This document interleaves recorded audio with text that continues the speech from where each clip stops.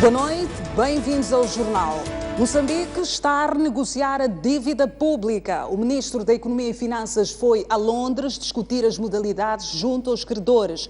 No documento apresentado, cita-se a situação de algumas empresas públicas que podem gerar potenciais passivos para o Estado: MCL, LAM, Petromoc e EDM. É uma assunção expressa de incapacidade de honrar o serviço da dívida e um pedido de reestruturação, para além de um pedido de apoio ao Fundo Monetário Internacional. Foi esta exposição feita pelo Ministro da Economia e Finanças, Adriano Maliane, em Londres, aos credores, que foram informados que a dívida pública vai chegar a 130% do PIB este ano.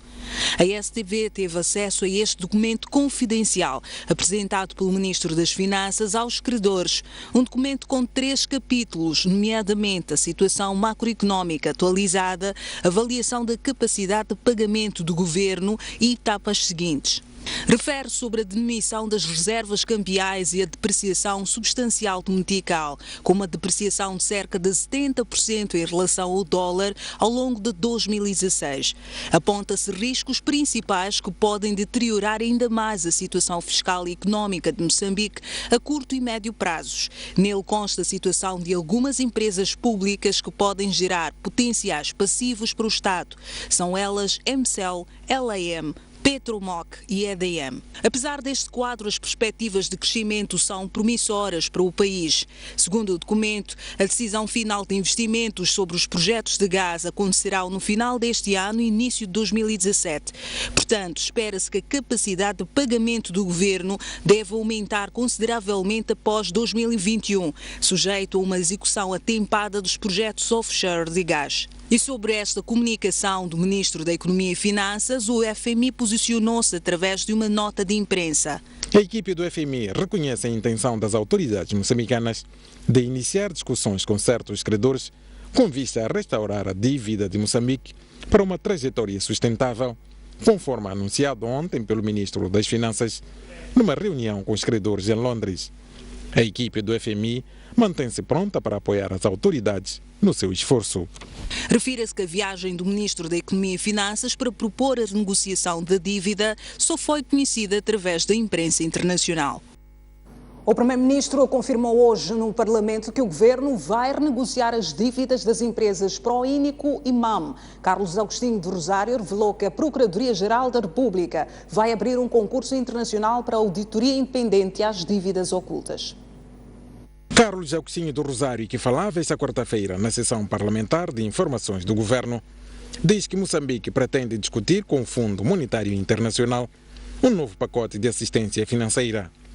No seu discurso, do Rosário disse que o Governo vai renegociar as dívidas da Proíndicos e MAM, confirmando o encontro de Adriano Maliane com os credores em Londres. O Governo está, neste momento, igualmente a trabalhar com os credores das dívidas contraídas pelas empresas Proíndicos e MAM, com vista a iniciar a negociação da reestruturação destas dívidas, o que permitirá criar espaço fiscal para financiar as ações prioritárias do Governo e estimular o crescimento econômico. O Primeiro-Ministro garantiu, por outro lado, que a Procuradoria-Geral da República vai lançar em breve um concurso público para contratar um auditor internacional independente. A Procuradoria-Geral da República de Moçambique lançará em breve um concurso para a contratação de um auditor internacional independente.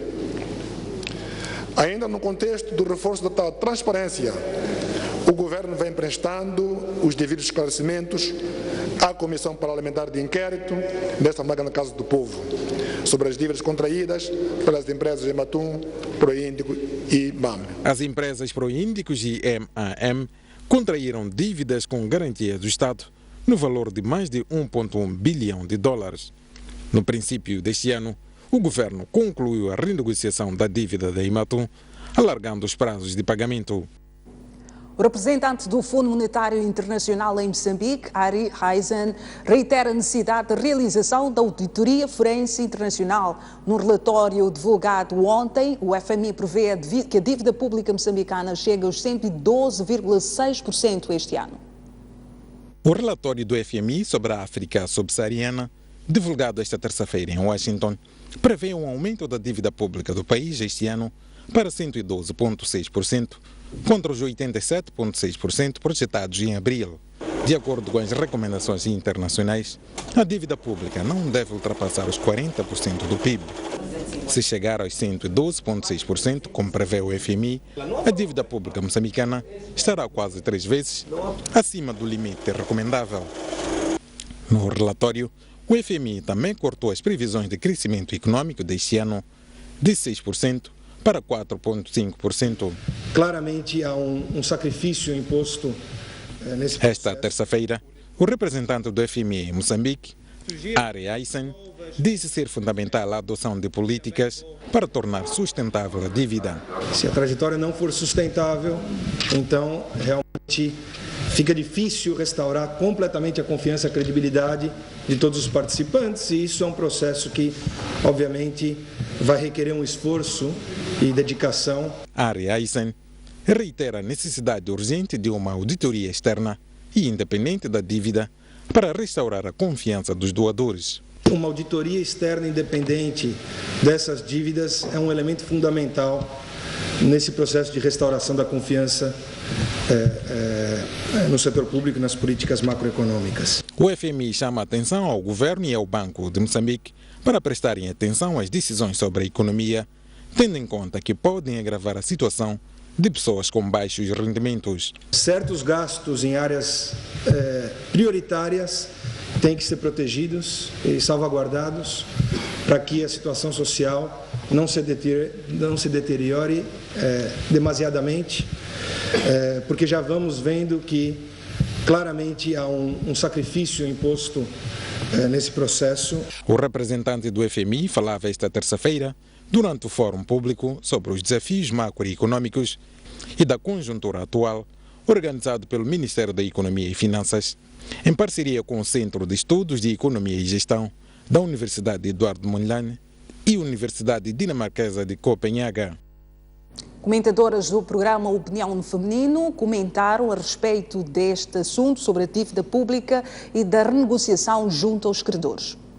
Eu penso que era de esperar que o governo voltasse aos seus credores, digamos assim, para renegociar a dívida, porque está mais do que claro que o Estado, primeiro, que as próprias empresas jamais estariam em condições de pagar essa dívida, porque estas empresas não são empresas produtivas, são empresas que estão dependentes de um acordo com as multinacionais, a Anadarko e a AN, em termos de segurança. Não há qualquer moçambicano que se preze, que não está preocupado com este assunto da gestão da dívida pública. Portanto, se o governo aparece com uma informação que nos chega a dizer que o Ministro da Economia e das Finanças, que é a pessoa indicada para fazê-lo, está neste momento em Londres para discutir a possíveis formas de reestruturação da dívida das 3 empresas, eu acho que é uma boa notícia, é um bom sinal. A questão que eu tenho a colocar e que me preocupa, também ligada à forma como isso acontece, vou me debruçar sobre isso adiante, é o que estamos a ir negociar.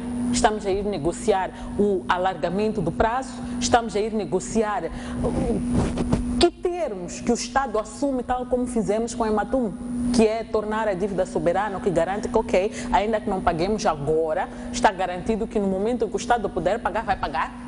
O que é que estamos a ir negociar efetivamente? O ponto que eu penso que é essencial e que nós todos moçambicanos temos que estar em alerta é que nós não devemos pagar esta dívida, porque esta dívida não faz sentido algum. Acho que a Fátima não gosta muito, mas a prudência é que manda. Nós já temos comissões de inquérito, gente. E acho que é prematuro da minha parte estar a dizer que seja o que for, mas na realidade o que está em causa é que já ficou claro para todo o país e o mundo em geral que tudo deve ser feito para não penalizar o público, o povo moçambicano, os contribuintes, que não seja dos nossos impostos a pagar esta dívida. Portanto, em outras palavras, a dizer que a dívida que fique claro onde é que a dívida é pública E o que é que não tem nada a ver com o Estado moçambicano? Acho que, para mim, este é que é o principal problema. Um programa que vai ao ar hoje às 23 horas na STV Notícias. Gestores das linhas aéreas de Moçambique podem ter recebido subornos para facilitar a compra de aeronaves da Embraer em 2008. A empresa que fabrica aeronaves no Brasil pagou mais de 200 milhões de dólares às autoridades americanas e brasileiras para encerrarem uma investigação. As operações foram feitas em Moçambique, Índia e Arábia Saudita. As investigações estão a ser levadas a cabo pelas autoridades norte-americanas desde 2010.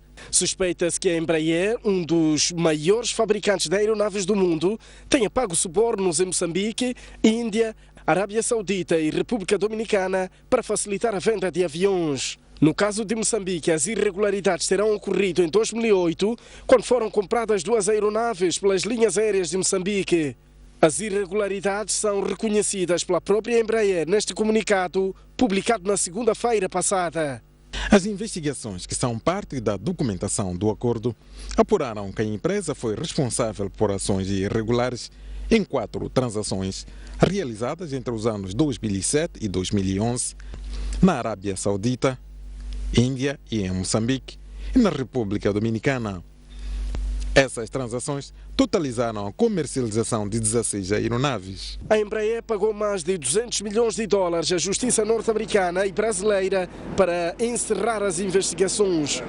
Trata-se de um procedimento jurídico normal, segundo o advogado Rodrigo Rocha. Do ponto de vista jurídico, o que é que aconteceu nos Estados Unidos? Os Estados Unidos têm uma legislação diferente da nossa e permite que, numa fase de investigação, quando alguém realmente reconheça a sua culpa no cartório, pode não seguir o trâmite até ao julgamento e considerar-se culpado de um determinado facto, vendo que as provas para lá apontam, e fechar o processo na fase de investigação, aceitando a pena que as autoridades ou a lei ou os dispositivos normativos daquela jurisdição vierem a determinar ser aplicável. Rodrigo Rocha entende que há fortes possibilidades de gestores em Moçambique terem recebido subornos, tendo em conta que a empresa que vendeu as aeronaves reconhece as irregularidades e negociou o encerramento do processo com a Justiça. O facto de existir uma jurisdição estrangeira que já conseguiu confirmar a culpa de uma das partes envolvendo a cumplicidade das autoridades moçambicanas é, obviamente, uma situação um bocado vergonhosa para a nossa justiça e para a nossa investigação criminal. A STV contactou a LAM em Maputo, mas a empresa disse que ainda não tem uma posição sobre o assunto. Lembre-se que em setembro passado, a Procuradoria-Geral da República acusou um antigo administrador financeiro da LAM de abuso de função, segundo um comunicado da Procuradoria, divulgado no dia 27 de setembro.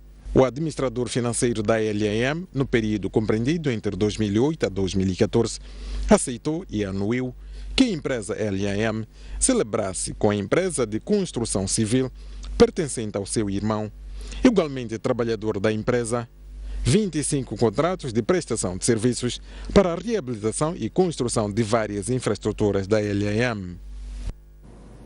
Na cidade da Beira, populares amotinaram-se em frente à 8ª Esquadra, exigindo a libertação de 2 supostos assassinos de motociclistas detidos ontem pela polícia. E a polícia viu-se obrigada a disparar vários tiros e dispersar a multidão que tentou destruir residências e uma oficina.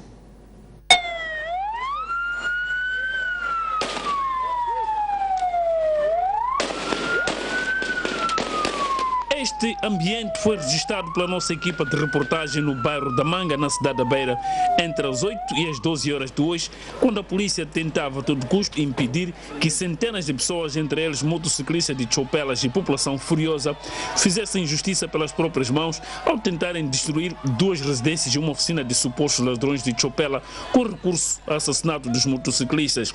Tudo começou no fim da tarde de ontem. Agentes da PRM, afetos à 8ª Esquadra, deteram esses 2 dois indivíduos indiciados de roubo de diversas chopelas e, em alguns casos, depois de assassinarem os seus proprietários. Quando estes motociclistas se aperceberam do fato, assim como os proprietários de chopelas roubados, aglomeraram-se na esquadra na manhã de hoje e reconheceram estes triciclos e parte deles que haviam sido apreendidos pela polícia. Este cidadão conta que o seu chopela desapareceu e o motorista foi encontrado morto. E quando apanhamos o corpo, estava frocado. Amarraram com cinto do próprio falecido e deitaram no mato. Então levamos o corpo, fizemos o funeral, ficamos assim. Só que... aqui teria reconhecido o seu triciclo, o seu chopela reconheceu aqui? Sim, reconheci, minha chopela tem matrícula. Essa chapa aqui, 96, 59. E minha chopela, essa aqui, já cortaram pedaço a pedaço. E o motor não está. Este triciclo, por exemplo, era de cor verde, mas conforme vê, sofreu pintura. Mas o interior atesta claramente o que estamos a dizer. O motor está aqui e, como pode-se ver ao lado, tem aqui uma cor verde. Esta senhora que está aqui ao lado é a proprietária mesma. Conta-nos os contornos que passou até localizar o seu próprio triciclo. Foi no mês de julho que desapareceu essa chopela. Foi 19 horas que saiu o coisa chopelista. E veio 21 horas chorar. Eu não confirmei, até eu estar na cadeia. Sem saber quem levou chopela, são esse homem da chamba. E ontem eu vi cheio de pessoas a correr e ver chopelas. Eu também corri para lá com o meu documento. Chego aí, vasculho, apanho matrícula de chopela e vi vidro de chopela, onde eu já fui para ter com a polícia de que consegui minha coisa. Disse, mamãe, de manhã chega lá na polícia para vamos acertar. E eu hoje estou a chegar, estou a descobrir o motor, estou a descobrir que chopela foi pintado. Esta senhora é parente de um outro motociclista que foi igualmente assassinado e o triciclo desapareceu há cerca de 2 meses. O triciclo foi encontrado e já desmontado na oficina clandestina desmantelada pela polícia. Ele era chopelista, ele tentava a vida para sustentar os filhos dele. Ele se deixou um bebê de 1 mês e uma criança de 3 anos. Porém, eu quero justiça, não quero mais nada. Eu só quero justiça, não quero muita coisa. Eu quero que essa pessoa que tirou a vida do meu irmão pode não morrer, mas sim sustentar o nosso sobrinho e a esposa na doença, na alimentação, pagar a casa. Aquilo que meu irmão tinha sonho de fazer para a família, eu quero que esses criminosos façam isso, só mais nada. Entretanto, os detidos não confessam um crime, mas admitem terem adulterado vários triciclos a pedido dos supostos proprietários, ora fugitivos, a troco de dinheiro. Os vulgos chopelas eram movimentados durante as altas horas da noite e durante a madrugada para a oficina clandestina. Como entendo um bocadinho, tenho uma oficina, entendo um bocadinho, fazia as reparações e... Fazia pintura, pintura, por acaso, só fiz retoque de uma moto, né? Como tenho um equipamento, fiz retoque, não foi pintura, não foi mudança, foi só pintura, retoque. Não foi do estilo mudança, adulteração, foi apenas pintura. Recebias também chopelas novas? Novas, assim, como é que se diz? À primeira vista, sim, novas. O que faziam nas chopelas novas? Eu tive um caso de um chopela novo que o suposto proprietário sugeriu que tinha que recuperar uma outra chopela num outro ponto, não sei onde é que é. Então eu até desconfiei. Então ele precisava do motor para ir recuperar uma outra chopela que estava parada num outro ponto. Então eu simplesmente tirei e entreguei. Qual era a sua missão, função lá? Eu sou motorista, eu sou chopelista. Eu tenho um vizinho, João Melo, João Gang, mais conhecido João Gang, é meu vizinho de cara. É que um dia que ele aparece 4h30 na minha casa, diz que é Nelo, não conhece um sítio onde tem uma oficina para poder desmontar o quê? A minha chopela precisa levar não sei aonde. Eu vou te dar um valor, devo de conduzir a moto. Ele trouxe da minha casa, eu levei a moto até em casa do senhor Milton. Madrugada? Sim, não, 4h30, sim. Vou lá em casa do senhor Milton, bato a porta, o senhor Milton abre o portão, entramos e eles conversaram, depois me deram 1.000 meticais.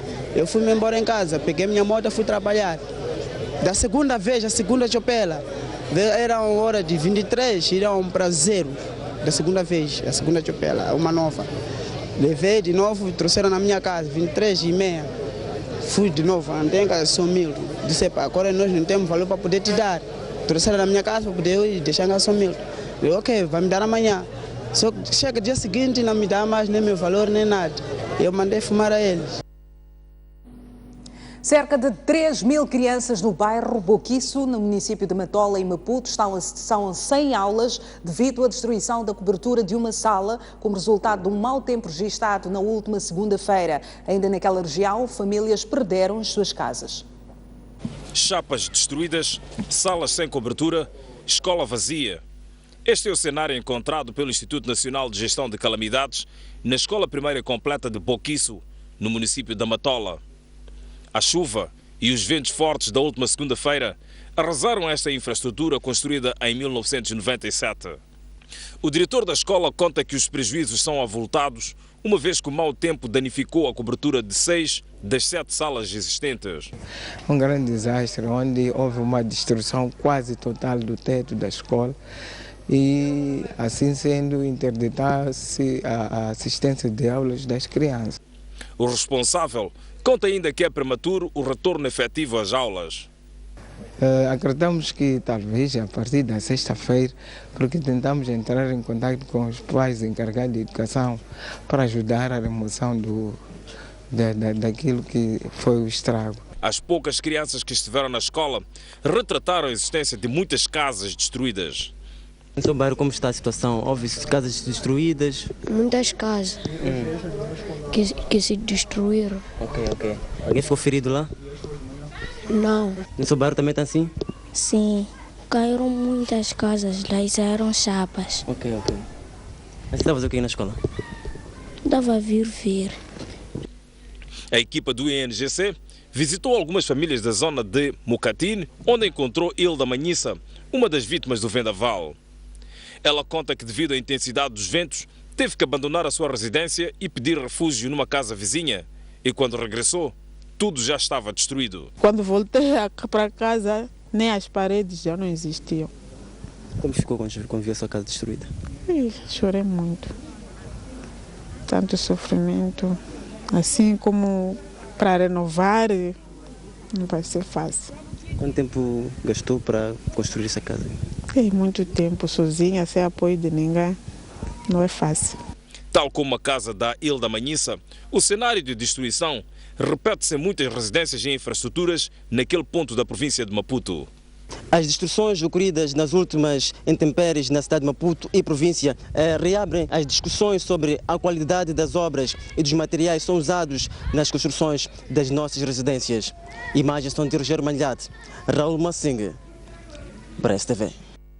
E depois de fazer o levantamento preliminar, o Instituto Nacional de Gestão de Calamidades garantiu apoio às famílias afetadas na cidade e província de Maputo. Visitar algumas infraestruturas danificadas pelo mau tempo no bairro Boquiço, município da Matola, João Machatin, diretor do INGC, considerou a situação severa e garantiu apoio às populações. E podemos constatar que ele foi severo. Foi severo na medida em que desalojou pessoas, tendo destruído infraestruturas económicas e sociais, e isto, portanto, vai exigir de todos nós uma necessidade de assistência a toda esta população que ficou afetada. Em relação à falta de aviso do mau tempo pelo Instituto Nacional de Meteorologia, Machatini disse que o país precisa de investir em equipamento de previsão de tempo.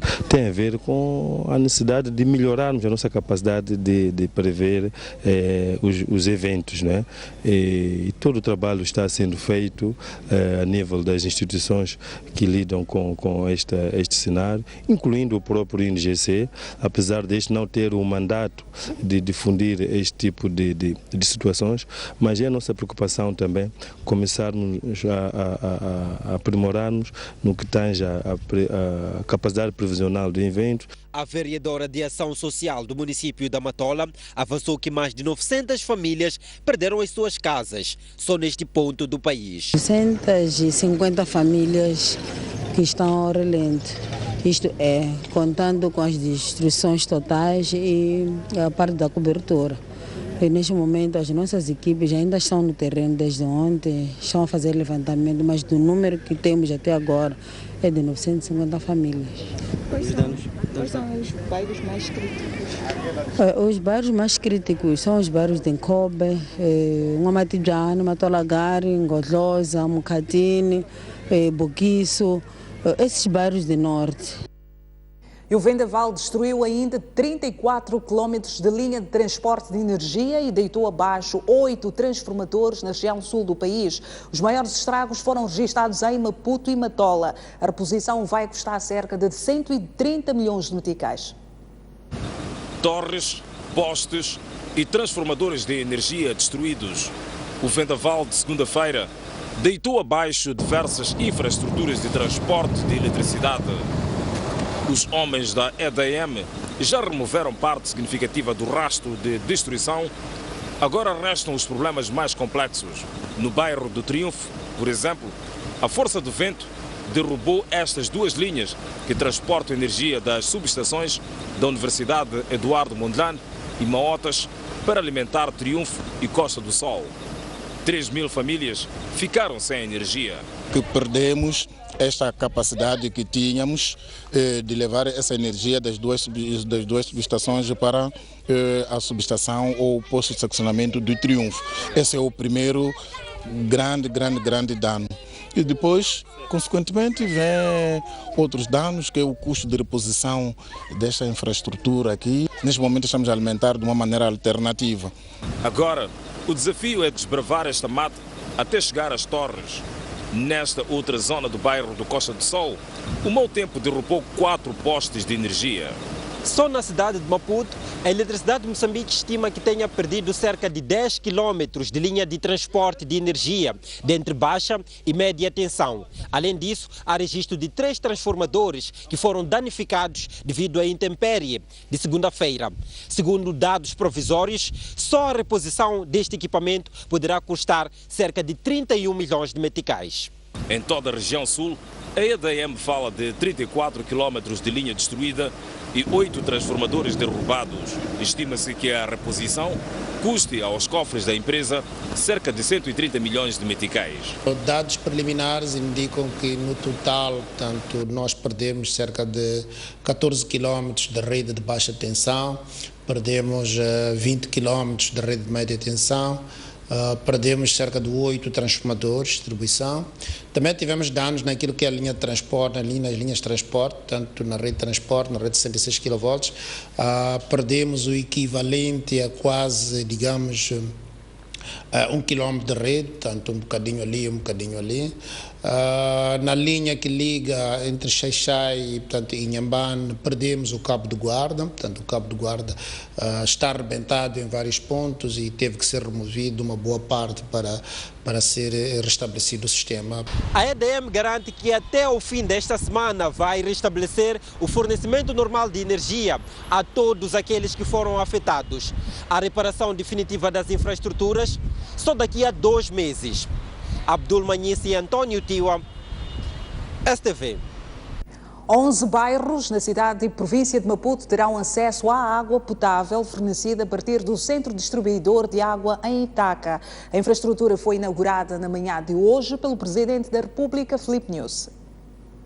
O chefe de Estado fez a inauguração do novo empreendimento que vai tornar possível o abastecimento de água potável aos bairros de Zimpeto, Intaca, Congolote, Boquiço, Godloza, Moalaze, Mukatini, Mali, Agostinho Neto, Cumbeza e 1º de Maio.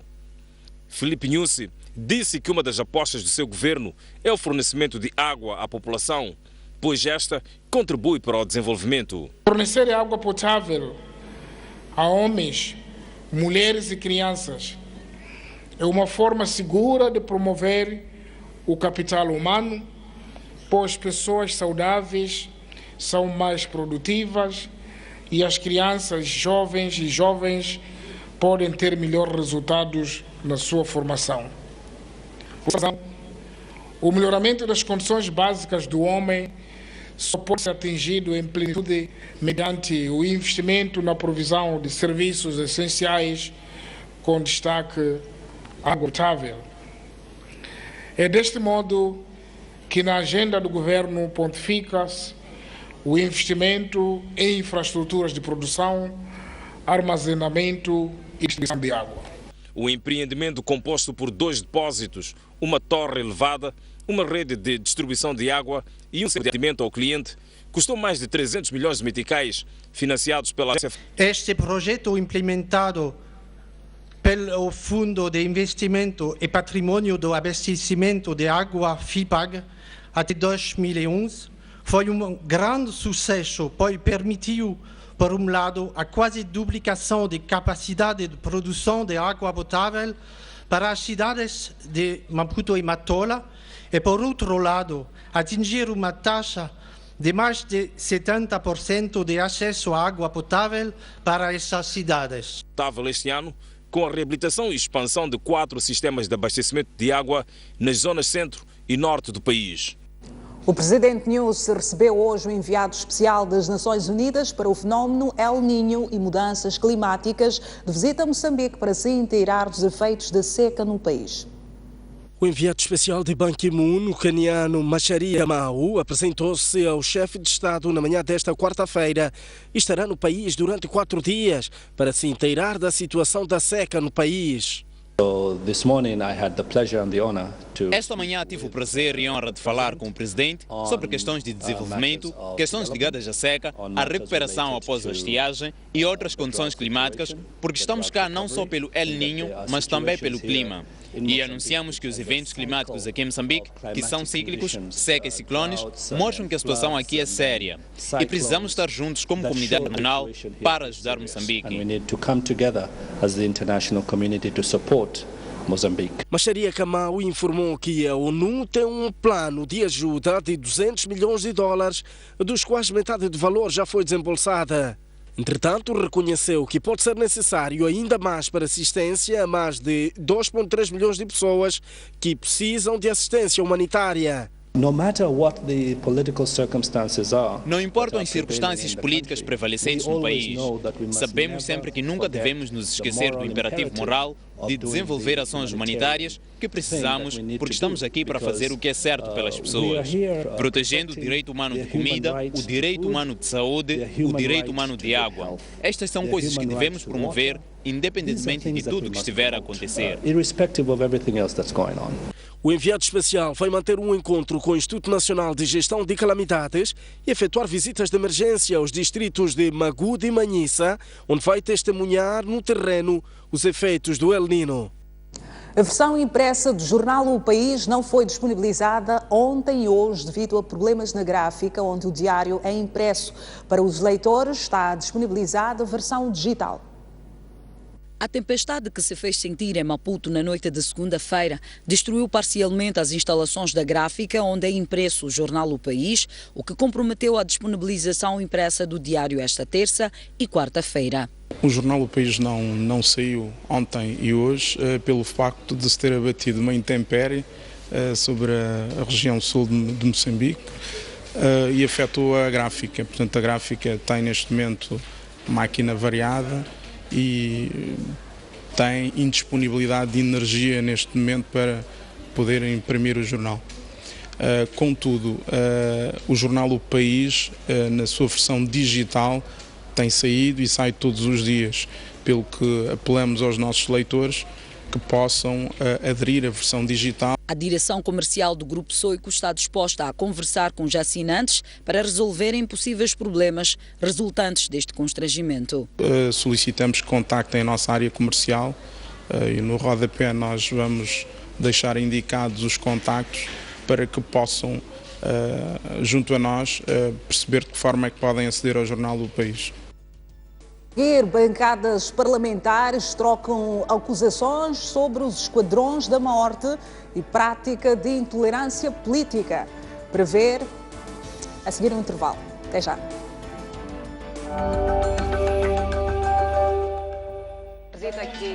Na quinta noite. Eu tive um dilema muito grande em aceitar casar com Samar. Por quê? 30 anos após a tragédia de Imbuzine, o estágio das investigações. Este é um assassinato político. Está a afastar a hipótese de erro humano. Não foi determinante para o avião desviar-se. Os temas da atualidade. Nunca um moçambicano vai levantar a arma para matar outro moçambicano, simplesmente porque eles divergem.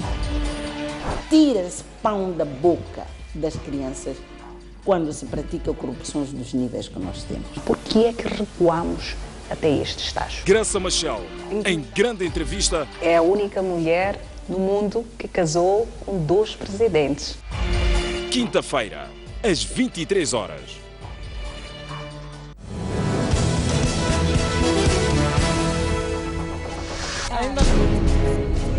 À quarta-feira, às 23 horas, Boaventura Município junta-se a 3 grandes mulheres da sociedade. Gera-se tudo, caça-se tudo, para. Revisão por revisão. Para colher a visão, a voz e análise. E como é que internacional? Sob perspectiva feminina de diversos assuntos na ordem do dia. O que a Renamo está a fazer é uma afronta ao Estado. É preciso cantar muito alto bem. E que esse bem seja real. A arma e a guerra não são a forma de resolver os nossos problemas como cidadãos. Estão-se a manchar, vocês. Não há ninguém que vai tapar o sol. Os processos são dinâmicos das revoluções. Todo mundo está amarrado em algum lugar e acha que é ali onde tem que comer. Os políticos têm uma responsabilidade bastante grande. Estamos a tocar batuques, ninguém está ouvindo. É preciso que venha para eles poderem explicar. Despolitizar excessivamente o órgão eleitoral, o que quer dizer? Opinião no feminino.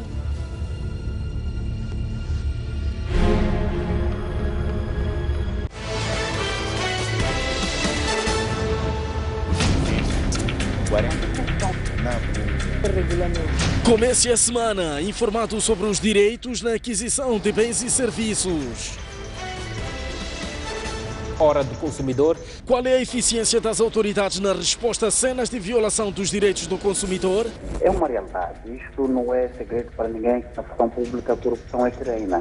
Mas a minha questão agora é, estou levado porque fiquei todo dia sem trabalhar, porque mesmo o operador tinha problemas técnicos. Quando a gente tem que reclamar, a própria burocracia não. Como agir perante flagrante quebra de direitos do consumidor? Nessas situações, qual é a garantia que é oferecer a lei? A própria lei estipula que quando o processo da adjudicação não lhe favorece, tendo os fundamentos, pode reclamar. Temos que usar de todos os meios, esgotarmos todos os meios que o Estado dispõe para que a gente possa ter os nossos direitos satisfeitos. Agora, às segundas-feiras, às 17h30, aqui na STV Notícias. Um país sem ídolos é um país sem referências.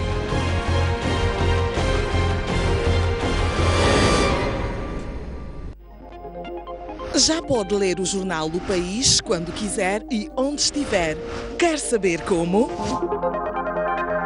O primeiro passo é ter a aplicação O País. Continua com dúvidas? Uma app é uma ferramenta que permite ter acesso a vários serviços do seu dispositivo móvel de forma integrada. Agora aceda à sua App Store ou a Play Store e faça o download de O País.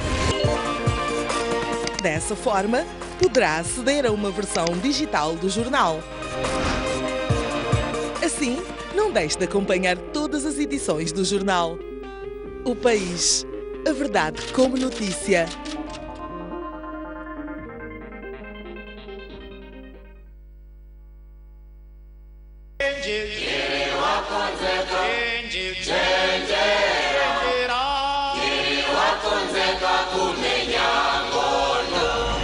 O grupo não anda bem por quê? Problemas. Quais? Vários. Problemas de transporte, dificuldades com a cabotagem marítima. Cabotagem? Sim, exato. Sim. Temos muita mercadoria e armazém para o norte. Temos que distribuir aqui no... E em que secção está? Em que setor? Eu estou na Incatex. Também? Incatex. Incatex o que é isto? É antiga Inacomotex. Inacomotex. Incatex. Exportação e importação? Não, a Nacomotex é que era de importação e exportação de tecidos. A Incatex é distribuição interna. Mas nasceu com base na Nacomotex. Sim. Está há um mês, é o novo diretor. É o novo diretor. Não estou muito satisfeito com a visita. O Sr. Presidente visitou agora?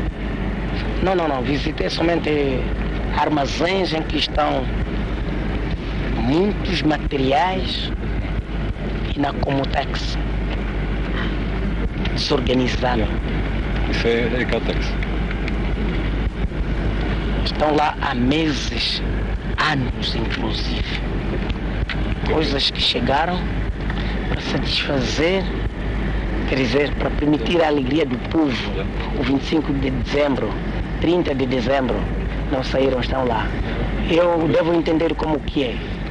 A incapacidade. Sr. Presidente, a Europa não está relacionada com isso. Não, estou a explicar.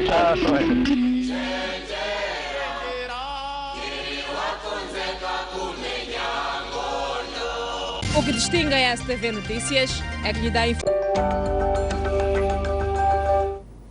De volta à informação no Jornal da Noite, Renamo e o MDM acusam o governo de ser o responsável pelos esquadrões da morte e por práticas de intolerância política contra os partidos da oposição. As acusações foram levantadas hoje durante a sessão parlamentar de perguntas ao governo. Liderado pelo primeiro-ministro Carlos Agostinho do Rosário, o governo foi esta quarta-feira à Assembleia da República para responder às perguntas dos deputados. Na primeira parte da sessão, que durou cerca de 2 horas, a Renamo questionou ao Executivo por que teria criado os esquadrões da morte contra partidos da oposição. Há muita gente que mora no anonimato, sequestrada de um ponto para outro com o objetivo de despistar a opinião pública, motivos suficientes para dizer que o governo comanda esse sindicato de assassinos como seu braço direito. Aliás, como já o dissemos, os esquadrões de morte já estão institucionalizados, faltando apenas a publicação no Boletim da República dos seus estatutos. O MDM, por sua vez, diz que o governo da Frelimo não respeita a Constituição da República, pois, no seu entender, assiste de forma impávida às violações dos direitos humanos. Quais são as diretrizes que o governo do dia, incluindo as presidências abertas, transmite às autoridades como a Polícia da República de Moçambique, Ministério Público e administradores distritais para o cumprimento da Constituição da República de forma imparcial,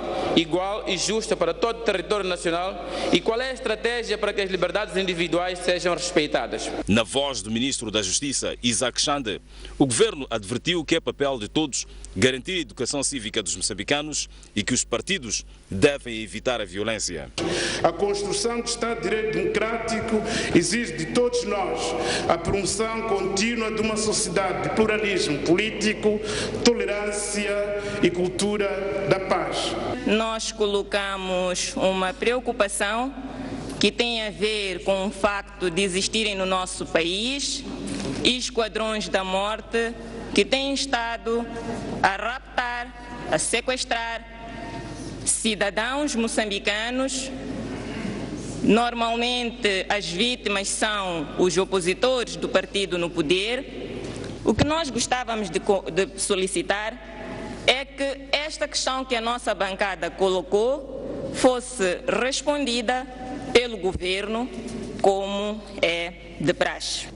Para construir-se a paz que a Renamo refere, senhora chefe da bancada, é preciso que faça-se um diálogo que nos conduza a termos partidos políticos e, neste caso, a Renamo, à semelhança de todos os outros, a primarem por respeitar a Constituição. O governo lamentou a morte de Jeremias Pondec, membro do Conselho do Estado, oriundo da Renamo, e que também representava este partido na Comissão Mista do Diálogo Político. Do Rosário realçou a necessidade de responsabilização dos protagonistas. O MDM diz não fazer sentido que o preço de combustível nunca tenha baixado no país, quando no mercado internacional o preço esteve a reduzir. A Frelimo, por sua vez, diz que o governo deve adotar medidas sustentáveis de compensação ao preço do combustível. A recente subida do preço do combustível foi um dos temas levantados pelos deputados na sessão de informações do governo. A Frelimo foi quem levantou a questão, querendo saber do impacto do aumento do preço do combustível e as vias de compensação. A bancada parlamentar da Frelimo solicita do Governo informação sobre as implicações previsíveis desta medida e sobre como está organizado para compensar o custo dos transportes, em especial o de passageiros, por forma a reduzir o impacto na vida dos cidadãos. Como forma de mitigar o aumento do preço dos combustíveis anunciados a partir de 1 de outubro de 2016, o Governo decidiu continuar com o pacote de compensação aos transportadores do Serviço Público Urbano de Passageiros, devidamente licenciados e registados, através do mecanismo de reembolso do diferencial do preço do gasóleo, sempre que este for superior a 31 meticais por litro. As respostas do Governo não deixaram satisfeito o MDM, que diz não haver explicação para o fato do preço do combustível nunca ter baixado no país. O MDM exigiu ao Ministro dos Transportes, Carlos Mesquita, explicações sobre o funcionamento do negócio de combustível e as empresas envolvidas. Não venha para aqui, Sr. Ministro, pensando que somos doidos varridos. Não, não. Nos últimos 2 anos, o valor do barril de petróleo baixou sempre no mercado internacional. E em Moçambique, nunca. Pode explicar a razão? Viajar de Maputo a Pemba paga-se mais caro do que de Maputo a Lisboa. Acha isso compreensível? Já agora, Sr. Primeiro-Ministro, este negócio de combustível, como é feito mesmo? E quais são as empresas envolvidas? A preocupação do MDM não foi respondida. A Frelimo disse que o Governo deve adotar medidas sustentáveis de compensação ao preço dos combustíveis no país. O Ministro da Terra, Ambiente e Desenvolvimento Rural defende que os grandes projetos de investimento devem ser cada vez mais inclusivos e sustentáveis para a promoção do bem-estar da população e das pequenas e médias empresas nacionais. Numa altura que algumas populações residentes das zonas rurais onde estão instalados os megaprojetos queixam-se de falta de benefícios diretos dos empreendimentos, o Ministro da Terra, Ambiente e Desenvolvimento Rural, Celso Correia, defende a necessidade de nova abordagem dos investimentos como forma de acautelar as preocupações dos populares. Celso Correia entende que é a altura dos grandes projetos de investimentos serem cada vez mais inclusivos para a população e pequenas e médias empresas. O ministro falava na abertura do 6º Seminário Nacional de Microfinanças, onde desafiou aos participantes a capitalizarem os debates no encontro para a exploração das oportunidades das zonas rurais como forma de superar a atual crise. A nossa ação no meio rural torna-se de maior importância para os próximos 15 anos. Estas transformações têm impacto na vida das comunidades, pelo que requerem que as novas estratégias de abordagem dos investimentos sejam cada vez mais participativas, equitativas e sustentáveis, garantindo que a sua contribuição seja para maximizar também a manutenção da paz, o desenvolvimento, através da maior integração das comunidades e micro e pequenas empresas no processo produtivo e de prestação de serviços. Por seu turno, o Diretor Nacional de Desenvolvimento Rural destacou a importância de empoderamento das populações rurais através de programas inclusivos, incluindo com base em tecnologias para a massificação de inclusão financeira. A inclusão financeira é boa, está a evoluir bastante, principalmente graças às novas tecnologias de informação e comunicação. A aderência das populações é boa. O grande e robusto programa de educação financeira que está a ter lugar no país tem um impacto muito forte. O encontro, que decorre até esta quinta-feira sob o lema Por um setor financeiro inclusivo, rumo a um desenvolvimento sustentável. 1 em cada 2 mulheres entre os 15 e 24 anos morre durante o parto no país. E é para encontrar soluções para estes e outros problemas que comprometem o desenvolvimento das raparigas que mais de 60 países juntaram-se em Maputo na 19ª reunião de parceria global para a saúde das mulheres e crianças. Ter Mais de 60 países estão reunidos desde esta quarta-feira em Maputo para encontrar estratégias para melhorar a qualidade de vida das mulheres e crianças no mundo. As atenções estão viradas a Moçambique, por isso fizeram parte do evento a Primeira-Dama da República, a Ministra da Saúde, o Ministro da Educação, o Ministro da Juventude e Desportos, a ativista social Graça Machel e diversas organizações da sociedade civil que atuam no país. A redução dos casamentos prematuros, da mortalidade infantil e a retenção das meninas nas escolas estão entre os principais desafios. O rácio da mortalidade materna em Moçambique continua elevado e a percentagem de mulheres que morrem por causa materna é maior nas mulheres mais novas. Uma em cada 2 mortes ocorre entre as mulheres dos 15 aos 24 anos. É preocupante. Ainda continuamos a ter um grande desperdício escolar por causa das meninas que abandonam a escola.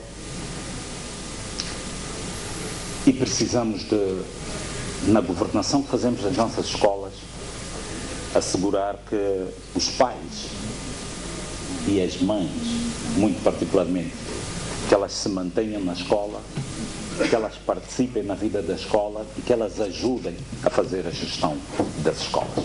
Para resolver estes problemas, a esposa do Presidente da República, Isaura Nhus, defende uma maior alocação de recursos direcionados à rapariga. Há que prover a estas classes sociais uma educação de qualidade, acesso aos serviços de planeamento familiar, cuidados de saúde e alimentação adequada. Mais atenção ainda deve ser prestada à criança que é muitas vezes desprotegida. Os desafios assumidos no contexto destes objetivos sustentáveis exigem muito de cada um de nós. Por sua vez, a ativista social Graça Machel defende que a iniciativa de juntar várias nações em busca de soluções de um mesmo problema pode trazer bons resultados. Esperamos que Moçambique consiga, de facto, com o apoio da parceria e dos representantes dos vários setores que trabalham no país, produza um programa, de facto, integrado, em que haja uma indicação clara de responsabilidade de todos os setores para a promoção da saúde desses setores de que nós estamos a falar.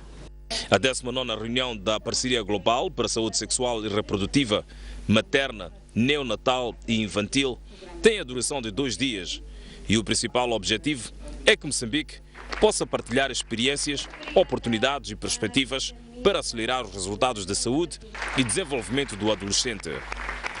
O executivo moçambicano Fernando Couto foi distinguido pela revista African Leadership com o título de Personalidade Industrial Africano do Ano nos Prémios Africanos pela Liderança Empresarial. Por ser gestor executivo da empresa Portos do Norte, Fernando Couto destacou-se especialmente pela liderança na gestão portuária.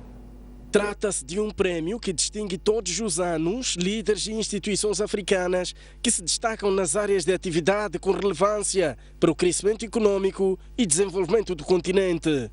Fernando Couto destacou-se especificamente pela sua liderança na gestão portuária.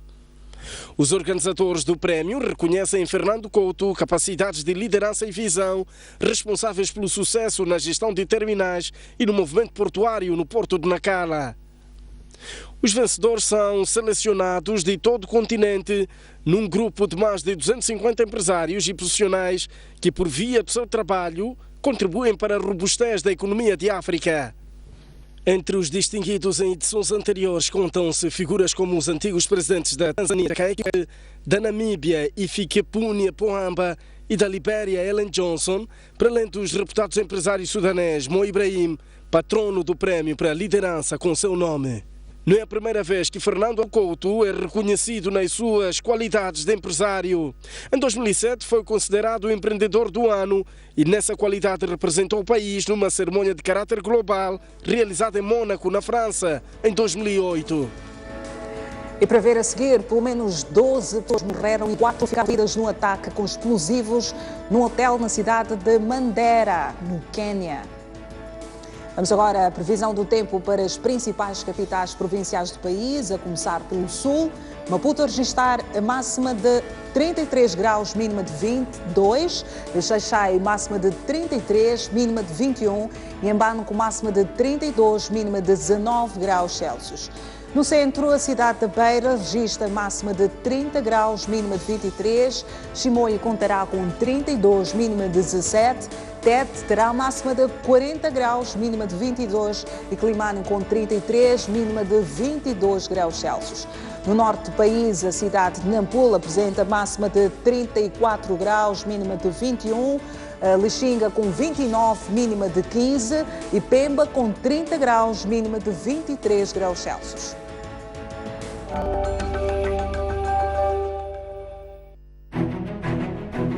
Mais um baú.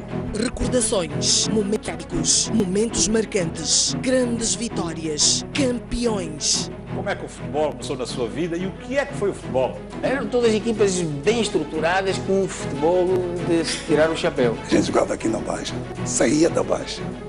Era obrigado a fazer o jogo dos Palani. Antigos jogadores, paraquedistas, árbitros, pugilistas, médicos. O primeiro envolvimento direto foi como médico da seleção que foi aos Jogos Olímpicos, Moscovo, 1980. Hoje já temos a capacidade de fazer diagnósticos e cirurgias artroscópicas. O paraquedismo começa quando eu via militares da Força Aérea saltar. A dobragem de paraquedas é uma coisa fundamental. Uma campeã nasce ou faz-se? Um talento tem que nascer, mas também não basta só nascer, tem que se fazer para ser campeão.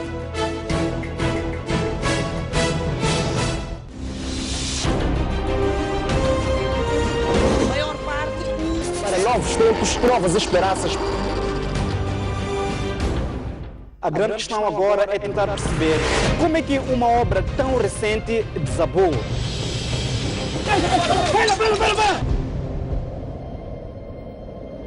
Os animais perdem a luta pela sobrevivência. Garanta a subsistência de milhares de pessoas que vivem no bairro de Ulém. Apesar de todos os episódios de insegurança, as embarcações são a única alternativa para... Nesse terreno pequeno viviam 5 famílias. É bem pesado. É sempre bom ter um maior cuidado.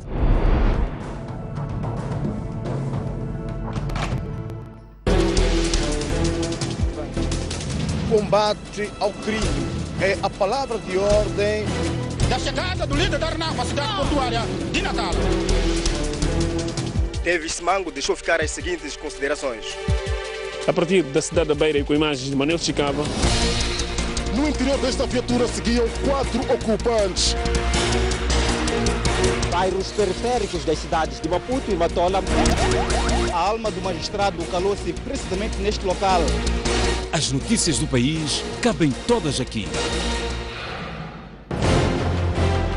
Um país sem história é um país sem futuro. Um mundo sem referências é um mundo sem norte.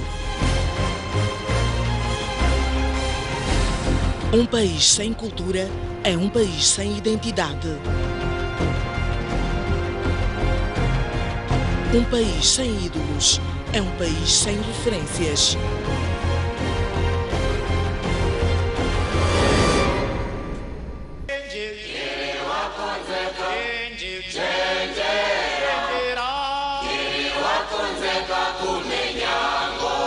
Ana Agostinho. Sim, sim. Vive onde? Vive na Paulo Cankomba. Paulo Cankomba? Oh, chama de europeu, né?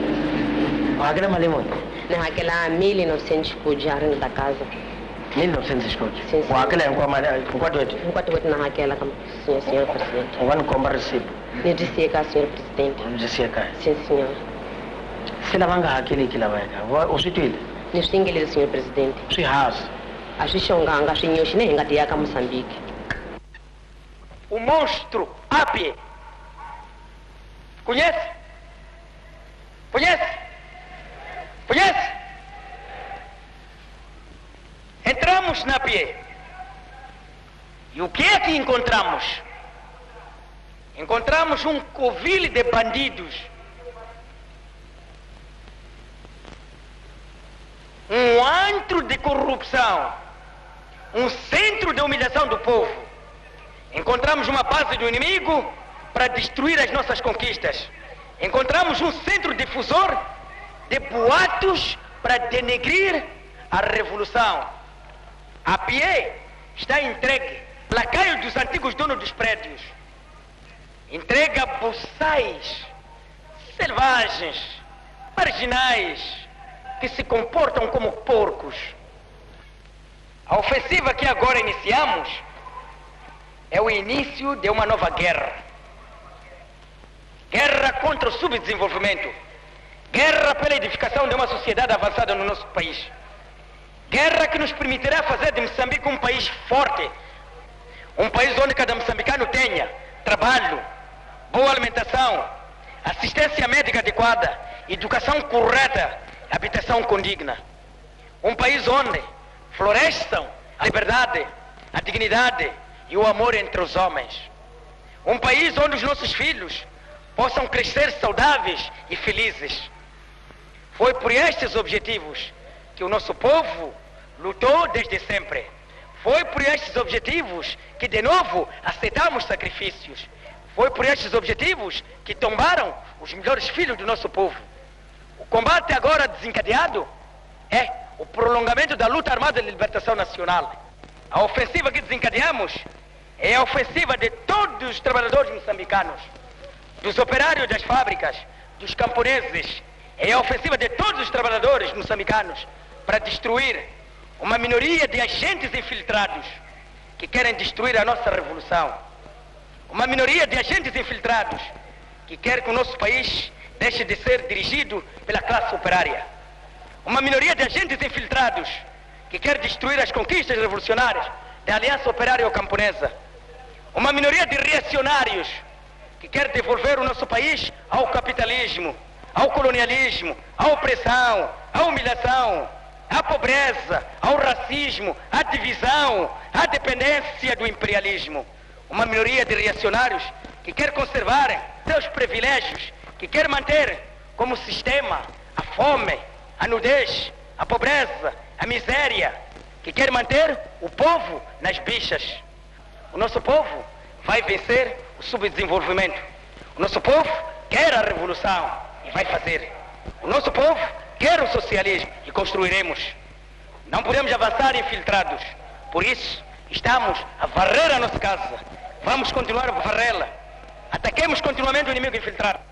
Desmascaremos, desalojemos o inimigo das posições que usurpou. Vamos criar condições para a vitória sobre o subdesenvolvimento. Construiremos o socialismo na República Popular de Moçambique. A revolução vencerá.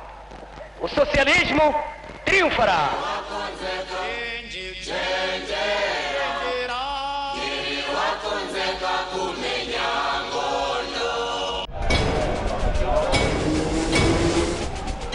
Os temas da atualidade desportiva. Análise dos lances. As jogadas polémicas. As glórias. A resignação. Eu prefiro que uma equipa lute pelas possibilidades do que uma equipa que entre passiva e que esteja à despesa do adversário. Tenho a certeza absoluta que o Moçambique tem talento e pode se organizar e ter bases suficientes para competir de igual para igual. As pessoas têm de se perceber. É verdade que é difícil nós educarmos o público, mas o público também tem de saber pôr-se no seu lugar. Tudo isto e muito mais no programa Ao Ataque.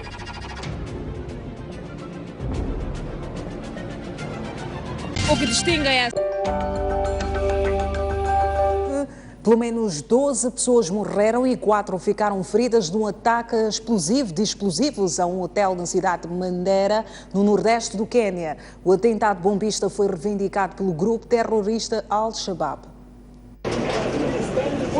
10 das vítimas mortais eram estudantes universitários, membros de um grupo de teatro que se encontravam hospedados num hotel no âmbito da sua deslocação à região para atuar em escolas locais. Os terroristas terão conseguido fugir através da fronteira com a Somália. Este é o mais recente ataque mortal a atingir cristãos na região maioritariamente muçulmana.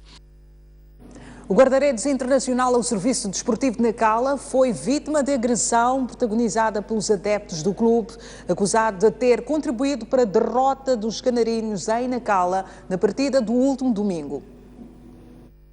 Quem pensa que o embate entre os rivais e vizinhos desportivo e ferroviário, ambos de Nacala, terminou num ambiente de festa, está absolutamente enganado, pois no final do jogo, um grupo de adeptos do desportivo cercou e agrediu o guarda-redes, acusado de ter contribuído na derrota da equipa, sobretudo neste segundo gol apontado por Zainal.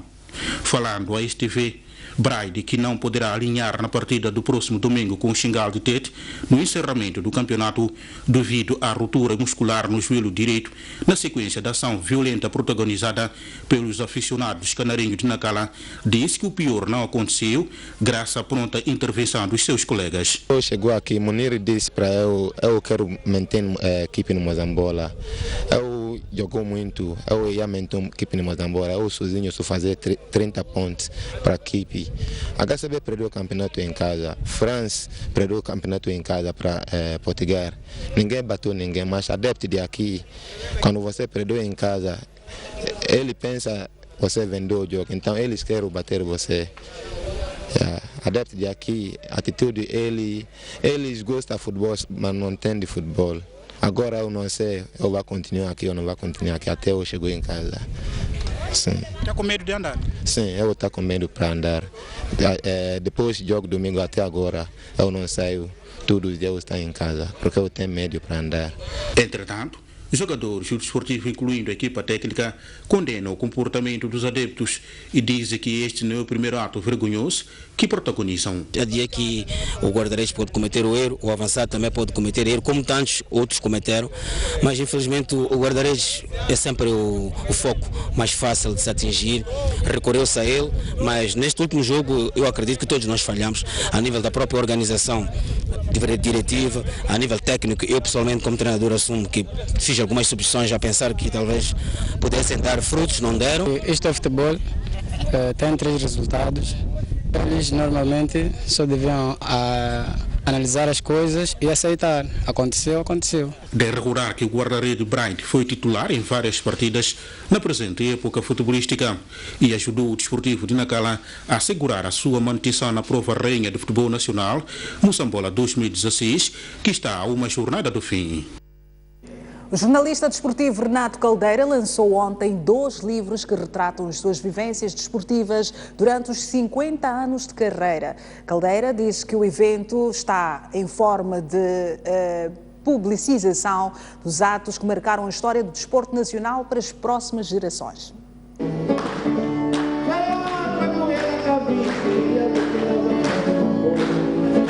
A sala do Auditório Municipal da Matola recebeu na tarde desta terça-feira personalidades ligadas ao desporto e outras que testemunharam o lançamento de 2 livros do jornalista desportivo Renato Caldeira. Os livros, intitulados Na Área de Rigor e 40 anos após a independência, apontam vários momentos vividos pelo decano do jornalismo desportivo nacional durante os 50 anos de carreira. A Área de Rigor é o meu cronicando. São crónicas publicadas ao longo de muitos anos, algumas das crónicas que eu fui publicando ao longo de muitos anos e que fiz uma seleção, não há assim nenhum critério especial, uma seleção de algumas crónicas que eu achei que seria interessante compilar e que retrata momentos vários da vida, do desporto e da minha vivência para com o desporto. A outra obra, que é Os 40 Melhores, embora não serão os 40 melhores, são 40 dos melhores que nós tivemos, retrata a história de alguns dos desportistas, neste caso no pós-independência. Neste caso eu tentei abranger um grande número de modalidades, que queria passar isso para os mais jovens. Para o Ministério da Juventude e Desporto, esta é uma forma de imortalizar o desporto moçambicano. Que todos os moçambicanos devem fazer parte ativa da história do desporto nacional, dando cada um o contributo que pode. E Caldeira, uma vez mais, não se furta do seu dever de jornalista e cronista. Não existe nenhum país no mundo capaz de desenvolver o seu desporto sem materiais escritos, sem manuais, sem livros. A atividade desportiva começa com a formação. Renato Caldeira escreveu várias publicações desportivas nacionais e atualmente é colunista do jornal O País. O autor das obras disse na ocasião que no desporto só perde quem não pratica. E alguns desportistas e jornalistas dizem que obras de Renato Caldeira irão servir de guia para todos os que queiram trilhar o caminho do autor. Que hoje tivemos essa sorte de podermos ver, lermos e valorizarmos a história dos últimos 50 anos do desporto moçambicano. Dizer que eu, ao entrar, vi a exposição fotográfica, eu não contava me reencontrar, ver-me o que é que foi o Flim há 15, há 20 anos atrás, e o Renato trouxe-me isso. E há muito mais gente, porque o Renato não olhou para o futebol, só olhou para o desporto de uma forma geral, olhou para a vida, para as nossas vidas, e penso que o conselho que eu poderia dar era que as pessoas pudessem comprar os livros, porque isso só voltaria a juntar-nos. Eu acho que estes 2 livros e provavelmente outros que se seguirão têm muito a ver com aquilo que é a necessidade de escrever um pouco a história do desporto do nosso país. Julgo que esta iniciativa do Renato Caldeira é sempre muito bem-vinda porque ela registra factos, registra histórias que foram acontecendo ao longo dos anos. Eu quero realçar particularmente a história dos 40 anos da independência de Moçambique ao nível do desporto, que acho que registros desta natureza, particularmente para os mais jovens, aqueles que são desta nossa geração, da nova geração, perdão, de desportistas, são histórias que provavelmente eles não conhecem e ficarão a conhecer através destas 2 publicações. É o fim do jornal de hoje. Obrigada pela audiência. Nós voltamos amanhã com mais informação. Boa noite. Até amanhã.